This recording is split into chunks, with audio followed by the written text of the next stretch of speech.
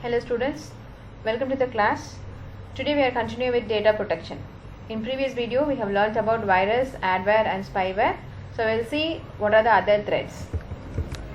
The first one is spamming. Spamming refers to the sending of bulk mail by an identified or unidentified sources. So it can be a malicious or non-malicious form. In non-malicious form, bulk advertisement mail is sent to many accounts. In malicious form, the attacker keep on sending bulk mail until the mail server runs out of disk space. So damages caused by spamming reduces productivity. So we have to check all the mails and then it eats up our time. It can lead to worse things. So spam messages may contain offensive or fraudulent material and can even be used to spread viruses. The next one is eavesdropping. Eavesdropping refers to gaining unauthorized access to another person's or organization's data while the data is on its way on the network. So when the data is moving from one place to another, so they are capturing the data. So this is called eavesdropping. So this may be done in number of ways: by setting up parallel telephone lines, by installing some software like spywares in the target computer, or by installing some receiver which captures the data while on its way.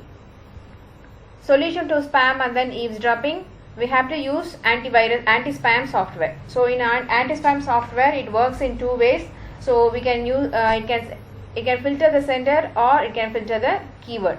So in sender filtering, the messages from your approved sender, from only the approved sender list will be received. Okay. So in keyword filtering, the email messages that contain certain keyword or phrases which are defined by you or others will only be received by the email.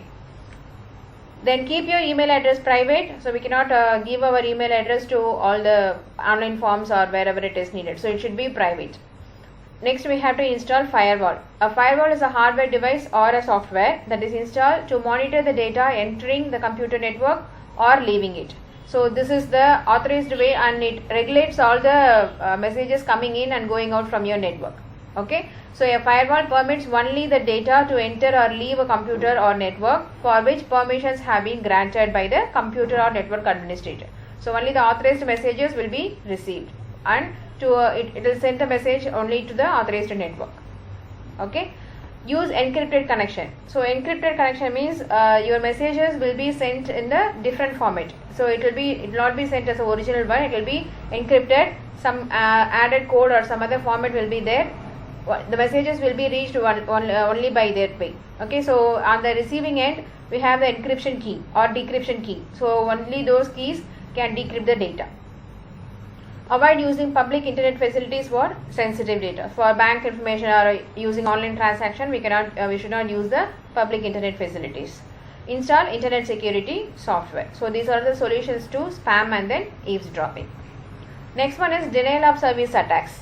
So DOS attack is an attempt to make one or more network resources unavailable to their legitimate user. So it denies the access to the legitimate user. That is called denial of service.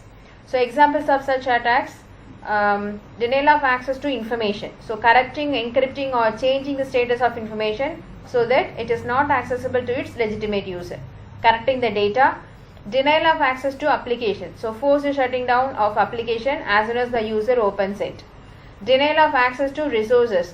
Blocking a resource may be a printer or scanner or USB port of a computer from proper working. Denial of access to a website. Continuously sending bulk requests to a website so that it is not available to any other user. So these are all denial of service attacks. Next one is PC intrusion. An intrusion problem is an attempt to mischievously steal some information from someone's computer. So examples of intrusion: snooping. Snooping refers to gaining unauthorized access to another person's data.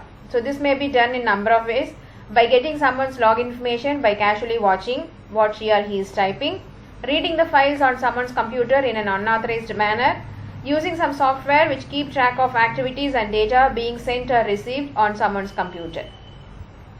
Solution to PC intrusion: authorization and authentication. So authorization is giving the login ID for the user. So only the authorized user who has the login ID can access that one.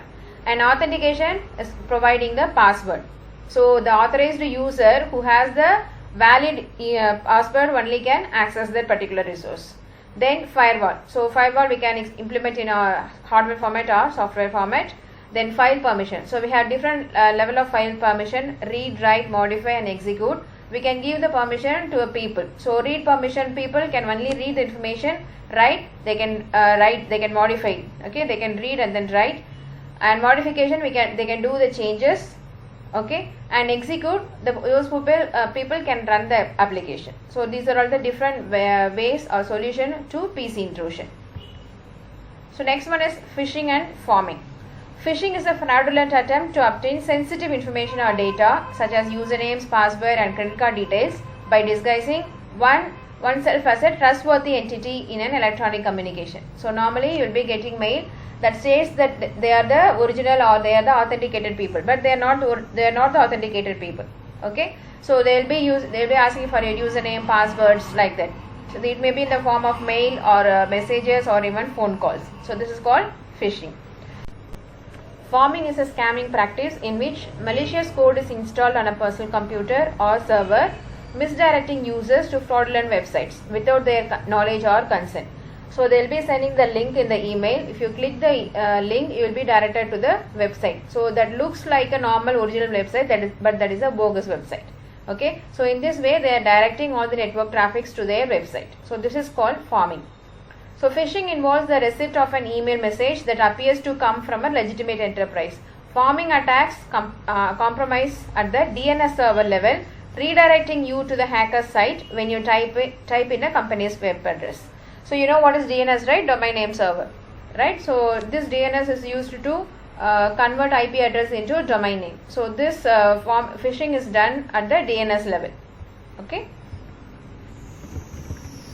So solutions to phishing and pharming: you have to take computer offline whenever it is not needed, and then take regular backup, use antivirus softwares, contact credit agencies to report any possibilities of piracy there. If it is a banking website, we have to contact the banking person and we have to intimate the police officers. Don't open mail from unknown sources. Always type the URL instead of clicking the embedded link. Okay, so it is better to type the URL in the browser. Cookies. Cookies are text files with small pieces of data like a username and password that are used to identify our computer as you use a computer network. Those cookies help track users' browsing sessions and load information faster, but create some security concerns as well. So the first one is session data. When you visit a website on a regular basis, such as your email or online bank, you may not have to enter your username and password to get in. That is because the information is being pulled from the tracking cookie. So while these cookies encrypt the information they store, if somebody found out the encryption key and acquired your cookies, he could discover your password. So while the odds of this happening are extremely small, the risk does exist. Tracking information.